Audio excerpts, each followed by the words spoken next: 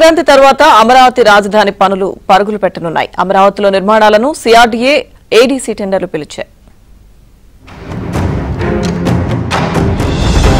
AP రాజధాని అమరావతిలో అత్యంత కీలకమైన ట్రంక్ ఇన్ఫ్రా పనుల్లో భాగంగా సిఆర్డీఏ 836.36 కోట్ల వ్యయంతో 2 టెండర్లను పిలిచింది. అమరావతి క్యాపిటల్ సిటీ పరిధిలో జోన్ 1ఏలో పరిధిలో నెక్కల్ గ్రామంలో రోడ్లు, డ్రైన్లు, మంచినీటి సరఫరా, sewerage, power, ICT, utility trucks, reuse water lines, avenue plantation వంటి పనులు చేపట్టడానికి 448.32 కోట్ల వ్యయంతో మొదటి టెండర్ పిలిచింది. అమరావతి క్యాపిటల్ సిటీ పరిధిలోని జోన్ 1B పరిధిలో నెక్కల్లు, శాఖమూరు గ్రామాల్లో 588.04 కోట్ల వ్యయంతో పైన చెప్పుకున్న పనులకే సిఆర్డీఏ టెండర్లు పిలిచింది. రానున్న రోజుల్లో మిగిలిన జోన్ల పరిధిలో కూడా ట్రంక్ ఇన్ఫ్రాస్ట్రక్చర్ పనులను పెద్ద ఎత్తున సిఆర్డీఏ పిలవనుంది.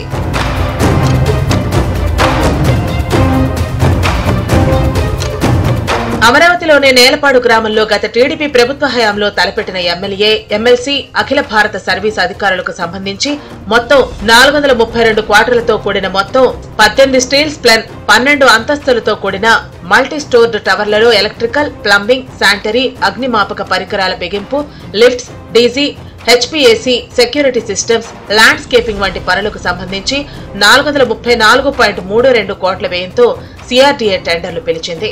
ఈ పనులన్నింటికీ సంబంధించి జనవరి 22వ తేదీ 3 గంటల వరకు బెడ్లను సమర్పించవచ్చు. అదే రోజున 4 గంటలకు టెక్నికల్ బెడ్లను ఓపెన్ చేస్తారు.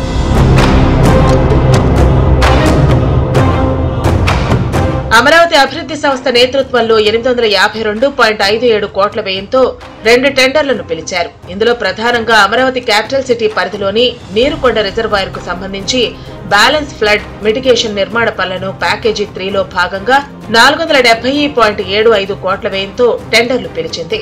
2 సంవత్సరాల్లో ఈ పనులు పూర్తి చేసేందుకు వీలుగా నిర్దేశించింది.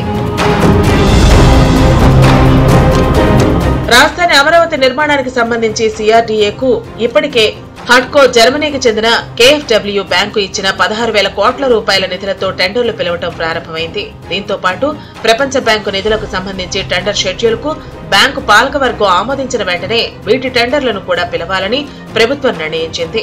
ఎట్టి పరిస్థితుల్లో సంక్రాంతి తర్వాత లేదా ఫిబ్రవరి మొదటి వారం నుంచి రాజధాని నిర్మాణ పనులు వేగవంతం చేయాలనే లక్ష్యంతో సిఆర్డీఏ పనిచేస్తోంది.